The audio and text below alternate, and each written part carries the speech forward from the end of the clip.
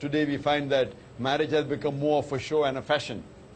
So there are cases where fine, they may do marriage in the mosque, nikah karne ka hai, but then they have the walima in big grounds where they spend crores of rupees, hundreds of thousands of dollars, and they want to show that, how much they have. And the meher, as I told you earlier, maybe 76, maybe just 50,000, 1 lakh. A person is spending crores in the marriage. So how much meher should he give? So this really is not what Allah subhanahu wa ta'ala wants. And it is nothing but the verse of the Quran of Surah Isra, chapter number 17, verse number 26-27, where it says that do not be a spendthrift. For verily, a person who is a spendthrift is the brother of the devil. So doing israf is haram in Islam. You become a brother of the devil. What should be done to revive the sunnah? What should be done is that you should set examples and see to it that you make the marriage simple. And that reminds me that when I got married in 1993. That's about 16 years back. And some of you may be aware that my wife is from Pune. So, but naturally we were discussing where to have the marriage, and so it's a normal culture, inverted commas, a custom, that normally the nikah takes place in the girls' city if they are not from the same city. So we had a big problem. They said, we should have in Pune. I said, no, we should have in Bombay. So he said, why should I have in Pune? I said, I'll give you a reason why I should be in Bombay. I want to do a simple nikah, I want to set example. She said, she also do a simple nikah. I said, there are more people. So finally I was able to click the deal and have the marriage in Bombay. So we had the marriage in Jama Masjid. We approached the Jama Masjid here in the Crawford Market, which is the largest. And they were reluctant that women should not come to the mosque. Yes, they can, but they can sit at the side. And also we had a problem. So finally we were able to convince the Jama Masjid of Bandra, where we could take a school which was attached to the Jama Masjid. And mashallah, we had a nikah. And it was a grand nikah according to me. Grand in the sense that, though when we told the people that, do make arrangement. And normally in a nikah, how many people come? 100, 150. If you have a nikah in the mosque, how many do you expect?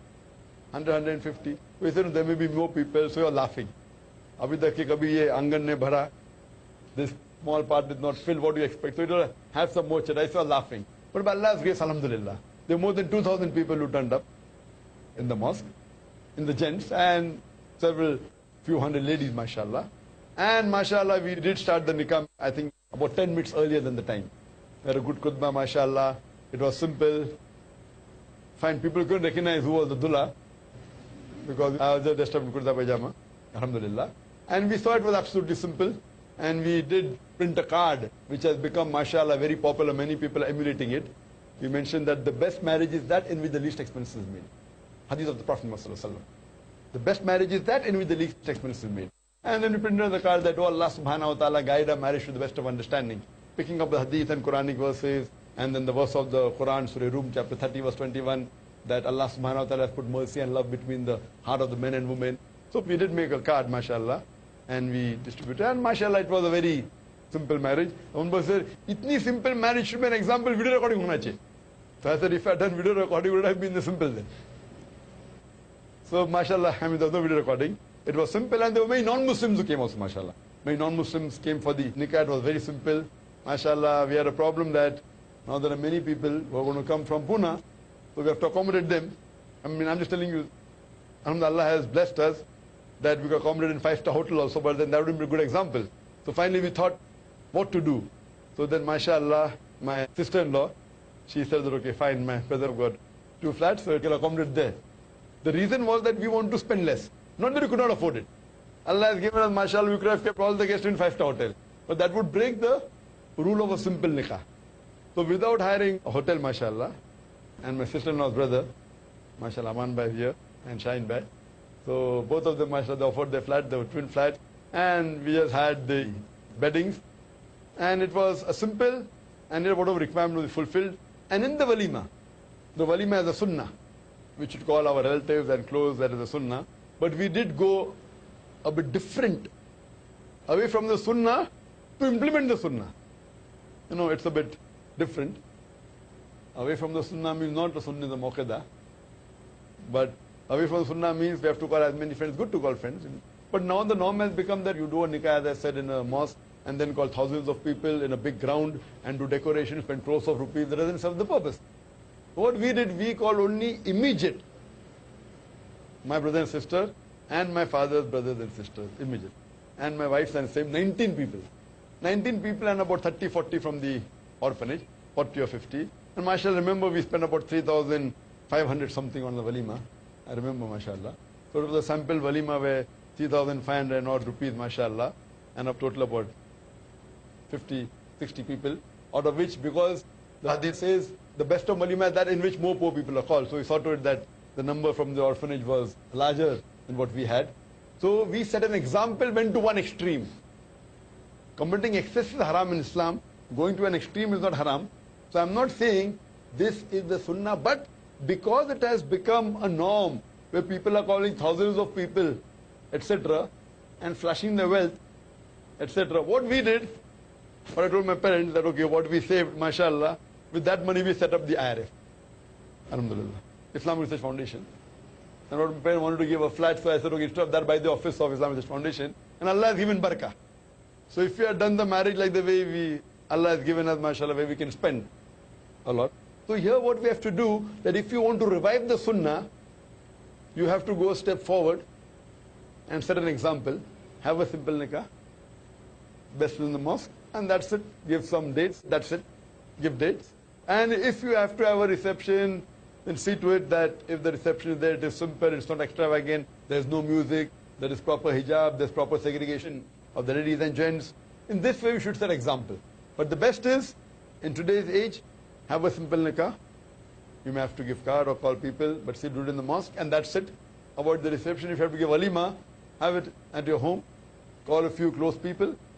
Don't have to be 19, what I call. Can be 50, it can be 100, can be 200, but don't see to it that there is a 10-course meal. Fine, you can have a 2-3-course meal, no problem. One sweet dish, dal gosh, or whatever you prefer. And if that money you invest in the way of Allah subhanahu wa ta'ala, your marriage will be more successful. And Allah will bless you more. And this is only possible if both the family of the husband and wife, they are of that thinking. So that's the reason, if you want to set an example, you have to marry a husband who also wants to set an example. So best part is depending upon the life partner you choose. So all this will only come into play if you choose the right partner. And that is the reason at that time in 90s, I remember, in the early 90s, I mean my sister was in charge. She was supposed to choose. We could not find anyone, so we had to go to Pune. So mashallah, I had to get from Pune, alhamdulillah, the criteria that we wanted. And now mashallah, this whole thing has spread, and the Irish ladies wing was formed, mashallah, and which wasn't there before my marriage. So after the marriage, the work expanded, the work increased, the Irish ladies wing was formed. And I told my wife that, see, once I get married, I promise you 4,000 a month. I'll give you 4,000 rupees a month. If you can run the house in that, you can marry me. I'm a doctor, but don't think I will give you lakhs of rupees. And mashallah, she was earning much more than that when she got married. So mashallah, but she agreed. Fine. But now I'm giving more than 4,000 rupees. Allah has blessed, alhamdulillah. That's the minimum I said. So what we realized, mashallah, that if you take a life partner who's of the same view, that is the time you can expand, and that is the time you can grow Islamically, and that is the time you can set more example. If my wife was not a da'i, I would not be able to set example. I would have been able, but maybe I would be able to do 25% what I'm doing now. Maybe 20%, maybe 30%. But life would have become miserable. So what we realize that if you have to set example to the world, you have to choose a life partner who has the same view and who has the same ideology. So if you want to set example, sister, to revive the sunnah, not only in marriage, even after marriage, so you have to choose a life partner who's virtuous, and that will be the best, because the beloved Prophet ﷺ said that there are 4 criteria which you look while choosing a life partner.